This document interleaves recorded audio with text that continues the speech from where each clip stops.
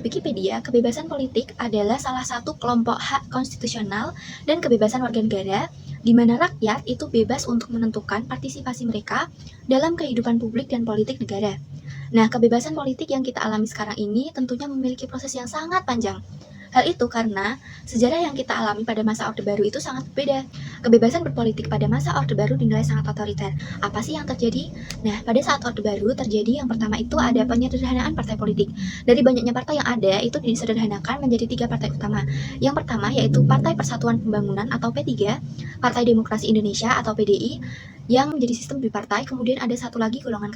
Yang kedua adalah pembatasan kebebasan berpendapat. Nah, dalam hal ini, pemerintah itu melarang kita sebagai masyarakat untuk memberikan pendapat dan aspirasi kita atau mengkritik pemerintah.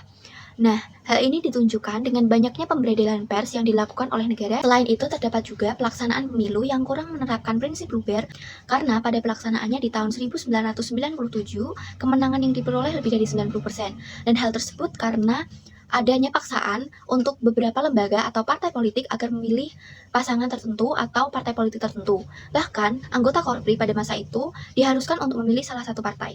Sekarang kita akan mulai membahas tentang perkembangan kebebasan politik di masa sekarang. Yang pertama adalah kebebasan berpendapat. Kebebasan berpendapat ini diatur dalam pasal 28 Undang-Undang Dasar Negara Republik Indonesia tahun 1945 yang berbunyi, kemerdekaan berserikat dan berkumpul, mengeluarkan pikiran dengan lisan dan tulisan dan sebagainya ditetapkan dengan undang-undang. Di samping itu, terdapat juga pasal 28E ayat 3 UUD 1945, yakni setiap orang berhak atas kebebasan berserikat, berkumpul, dan mengeluarkan pendapat. Kebebasan berpendapat barulah didapatkan oleh masyarakat Indonesia pada masa setelah reformasi. Presiden B.J. Habibie mengeluarkan jaminan dan perlindungan untuk kebebasan berpendapat dalam UU Nomor 39 Tahun 1999 tentang hak asasi manusia, tepatnya pada pasal 23 ayat 2 dan pasal 25. Dengan beragam peraturan tersebut, maka rakyat mendapatkan jaminan untuk berpendapat dan beraspirasi secara lebih bebas dan bertanggung jawab. Dengan adanya kebebasan berpendapat dan beraspirasi politik, maka demokrasi rakyat akan terselenggara dengan lebih realistis. Yang kedua adalah pemilihan umum langsung atau pemilu langsung. Pemilu langsung ini terjadi di tahun 2004, tepatnya di bawah pemerintahan Presiden Megawati Soekarno Putri.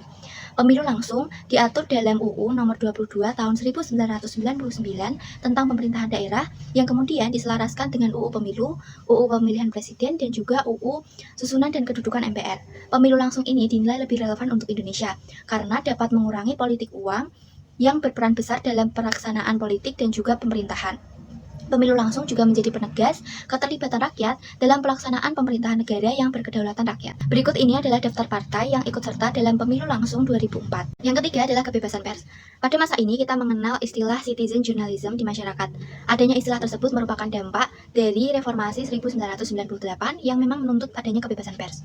Reformasi menjadi tonggak bangkitnya kebebasan pers di Indonesia. Kebebasan pers sendiri baru digaungkan pada masa pemerintahan Presiden B.J. Habibie. Kebebasan pers diatur dalam Undang-Undang Pasal 40 tahun 1999 yang mengatur tentang kebebasan pers di mana wartawan dijamin haknya untuk menjalankan profesinya. Pada masa pemerintahan Presiden Abdurrahman Wahid atau Gus Dur, kebebasan pers dijamin dengan cara pembubaran Departemen Penerangan karena menurut Gus Dur, departemen tersebut membatasi adanya kebebasan pers. Di era teknologi yang berkembang, kebebasan pers memasuki perkembangannya yang pesat, terutama di dunia maya. Dunia maya menjadi tempat kita untuk mendapatkan informasi dari manapun secara lebih cepat dan juga menjadi tempat kita untuk mengeluarkan pendapat secara lebih bebas dan juga lebih luas jangkauannya. Nah, kebebasan pers ini dalam era yang lebih modern sebenarnya sudah menjadi pembahasan pada masa pemerintahan Presiden Abdurrahman Wahid dan Megawati Soekarno Putri. Hanya saja regulasinya baru dapat diterbitkan pada tahun 2008 dengan adanya UU Nomor 11 Tahun 2008 tentang Informasi dan Transaksi Elektronik atau UU ITE. UU ITE ini dalam perkembangannya sudah mengalami beberapa perubahan, antara lain yaitu pada tahun 2016 dan 2021. Dari apa yang kita ketahui pada saat ini, rakyat memang sudah dapat menyampaikan aspirasinya dengan baik. Namun di sisi lain terdapat fenomena no viral no justice, di mana kasus tertentu atau aspirasi dari masyarakat tertentu yang baru mendapatkan perhatian secara viral di media sosial. Hal ini mencerminkan kekhawatiran masyarakat terhadap penegak hukum yang dinilai lambat dan kurang responsif. Masyarakat beranggapan bahwa jika tidak ada tekanan publik di media sosial, maka para penegak hukum ini cenderung lalai atau bahkan mengabaikan kasus-kasus yang membutuhkan penanganan segera. Selain itu, masih terdapat juga pembatasan kebebasan pers yang mengancam hak wartawan seperti pada kasus di samping. Nah, itulah penjelasan mengenai kebebasan politik di era reformasi. Patut kita syukuri kita telah hidup di masa pemerintahan dengan kebebasan politik yang lebih luas. Namun demikian, semoga kasus-kasus yang berkaitan tidak lagi terjadi, agar kebebasan politik dan kebebasan pers dapat terus menjadi media rakyat untuk beraspirasi demi masa depan negara yang lebih baik lagi. Sampai bertemu di pembahasan selanjutnya, dan semoga video ini dapat bermanfaat bagi kita semua. Sampai jumpa!